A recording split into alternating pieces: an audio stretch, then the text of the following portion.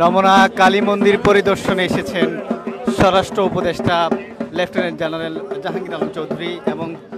ইতিমধ্যে তাকে কিন্তু ফুলের শুভেচ্ছা দিয়ে কিন্তু কালী মন্দিরের নেতৃবৃন্দ যারা রয়েছেন তারা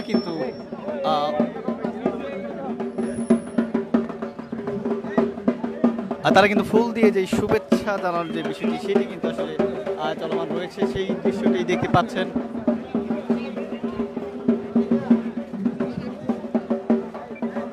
সোহরাওয়ার্দী উদ্যানের যেই রমনা কালী মন্দির সেখানে দুর্গাপূজার যে প্রস্তুতি এবং আনুষঙ্গিক এই প্রস্তুতির বিষয়ে খোঁজ খবর নেওয়ার জন্য কিন্তু এই মুহূর্তে স্বরাষ্ট্র উপদেষ্টা তিনি কালী মন্দিরে এসে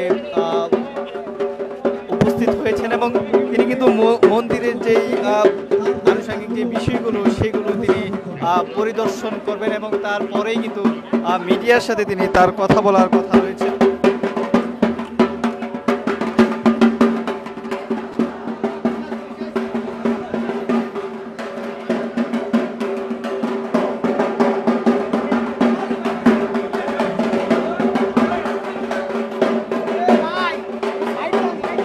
দর্শক দেখতেই পাচ্ছেন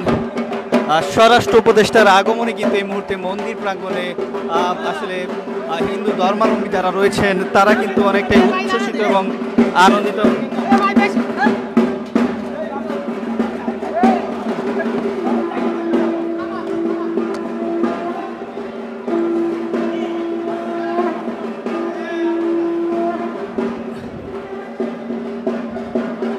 মন্দিরে কিন্তু ইতিমধ্যে তিনি এসেছেন এবং সেখানে দেখতে পাচ্ছেন যে সেখানে এসে তিনি এখানকার যারা নেতৃবৃন্দ রয়েছেন পূজা কমিটির তাদের সাথে কিন্তু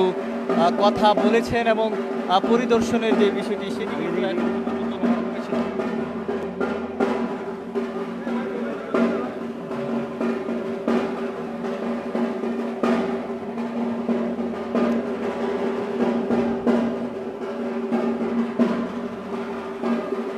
স্বরাষ্ট্র উপদেষ্টা লেফটেন্যান্ট জেনারেল জাহাঙ্গীর আলম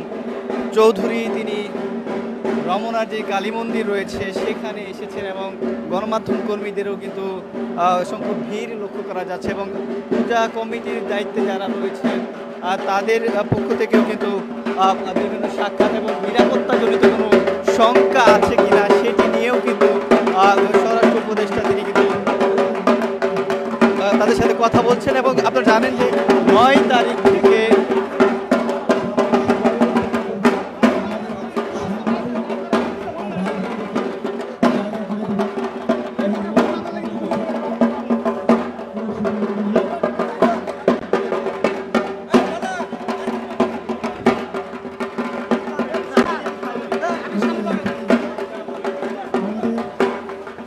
দর্শক জানিয়ে রাখি যে 9 তারিখ থেকে শুরু হওয়া যেই দুর্গা পূজা সেটিকে কেন্দ্র করেই কিন্তু সারা দেশে যে মন্দিরগুলো রয়েছে সেখানে আইন শৃঙ্খলা রক্ষাকারী বাহিনীর সদস্যরা মোতায়েন রয়েছেন এবং নিরাপত্তাজনিত কোনো ধরনের ঘাটতি যেন তৈরি না হয় সেজন্য কিন্তু আইন শৃঙ্খলা রক্ষাকারী বাহিনী সহ পুলিশ, র্যাব, সেনাবাহিনী সহ এগুলো তারা কিন্তু সেগুলো কিন্তু মোতায়েন করা হয়েছে।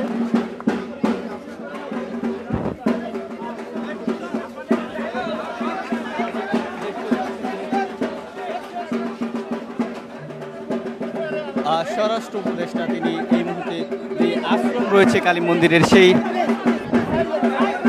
আশ্রমের এখানে কিন্তু তিনি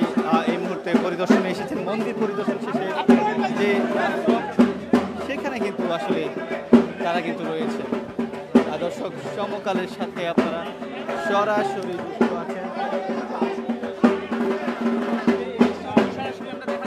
এবং যেটা বলছিলাম যে মন্দির পরিদর্শন শেষে এখন আশ্রমের ভেতরে কিন্তু তিনি প্রবেশ করেছেন এবং সেখানে কিন্তু যেই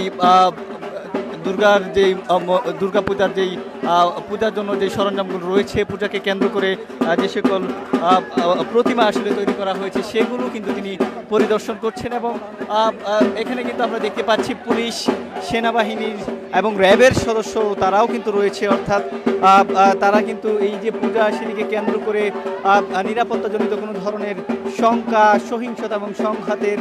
ঘটনা যেন না তৈরি হয় সেই লক্ষ্যেই কিন্তু আইন শৃঙ্খলা রক্ষাকারী বাহিনীর সদস্যরা রয়েছে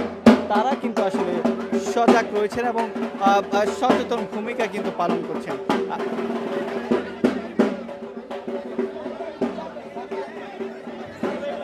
গতকালকে আমরা দেখেছি ঢাকেশ্বরী মন্দির পরিদর্শনে গিয়েছিলেন সেনা প্রধান যিনি রয়েছেন মেজর জেনারেল ওয়াকারুজ্জামান, তিনি কিন্তু ঢাকেশ্বরী মন্দির পরিদর্শন করেছেন এবং ঢাকেশ্বরী মন্দির পরিদর্শন শেষে তিনি নিরাপত্তাজনিত কোনো ধরনের ঘাটতি যেন তৈরি না হয় সেই জন্য কিন্তু তিনি কিন্তু আসলে কথা বলেছেন। আজকে আসলে স্বরাষ্ট্র উপদেষ্টা তিনি রয়েছেন, তিনিও আসলে মিডিয়ার সাথে কথা বলবেন বা তিনিও পরিদর্শন করছেন এই যে রমনার কালী মন্দির রয়েছে এইটিতে যেন কোনো ধরনের নিরাপত্তাজনিত সমস্যা তৈরি না হয়। 9 থেকে 13 তারিখ পর্যন্ত অর্থাৎ 9 সেপ্টেম্বর থেকে 13 সেপ্টেম্বর পর্যন্ত 5 দিন ব্যাপী যেই দুর্গাপূজা সেটি আসলে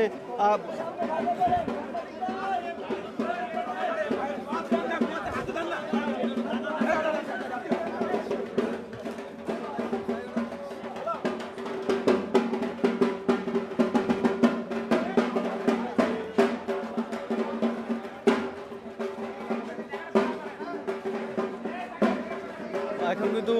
পূর্ণ ব্রহ্মসিসি যে হরিচাঁদ মন্দির সেটিতে কিন্তু প্রবেশ করছেন স্বরাষ্ট্র উপদেষ্টা, আর কিন্তু সেই সামনে দাঁড়িয়ে আছেন।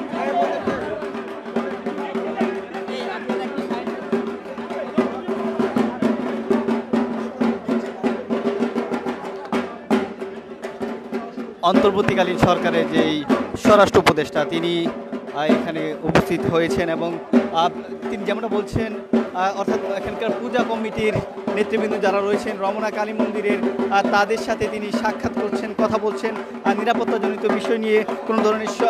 শঙ্কার জায়গা আছে কিনা সেটি নিয়েও জানার চেষ্টা করছেন এবং পরিদর্শন শেষে সার্বিক দিক বিবেচনায় আসলে একটি সুষ্ঠু এবং সুন্দরভাবে এই যে রমনা কালী মন্দির রয়েছে এবং দেশের সব জায়গায় যেন পূজা যেন ভালোভাবে